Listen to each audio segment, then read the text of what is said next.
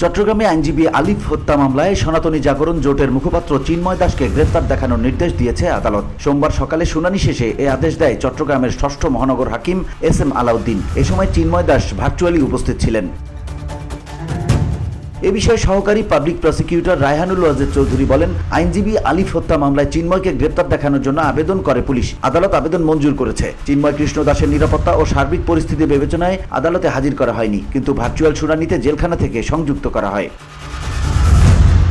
জানা গেছে, চিন্ময় কাণ্ডে কোতোয়ালি থানায় দায়ের হওয়া 4টি মামলার মধ্যে আইনজীবী সাইফুল ইসলাম আলিফকে এবং পুলিশের কাজে বাধা দান, আইনজীবী ও বিচারপ্রার্থীদের উপর হামলার অভিযোগে আরও 3টি মামলা রয়েছে। হত্যা মামলার শুনানি সোমবার ভার্চুয়াল আদালতে হয়। বাকি 3টির শুনানি মঙ্গলবার একইভাবে হবে।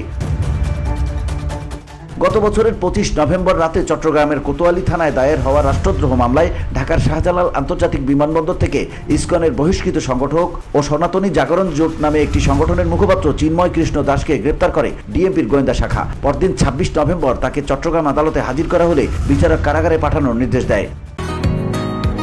বসুন্ধরা, উত্তরা, বনশ্রী, কুড়িল ও বাড্ডা সহ রাজধানীর বিভিন্ন স্থানে অভিজাত ও অত্যাধুনিক মানের ফ্ল্যাট কেনার এক নির্ভরযোগ্য প্রতিষ্ঠান প্লেজেন্ট প্রপার্টিজ লিমিটেড। তাই আপনার স্বপ্নের আবাসনের জন্য আজই যোগাযোগ করুন।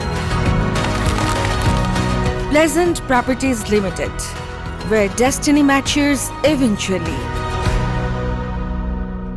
কারাগারে পাঠানোর নির্দেশকে কেন্দ্র করে চট্টগ্রাম আদালত প্রাঙ্গণে ত্রাস সৃষ্টি করে চিন্ময়ের অনুসারীরা। প্রায় 3 ঘন্টা তাকে বহনকারী প্রিজন ভ্যান আদালত এলাকায় আটকে রাখে তারা। এক পর্যায়ে পুলিশ, বিজিবি লাঠিপেটা ও সাউন্ড গ্রেনেড নিক্ষেপ করে বিক্ষোভকারীদের ছত্রভঙ্গ করে দেয়। তখনই সংঘর্ষের সূত্রপাত হয়। পরবর্তী সময়ে নগরীর লালদিঘির পাড় থেকে কোতোয়ালি এলাকায় সংঘর্ষ ছড়িয়ে পড়ে। VOD Bangla news desk.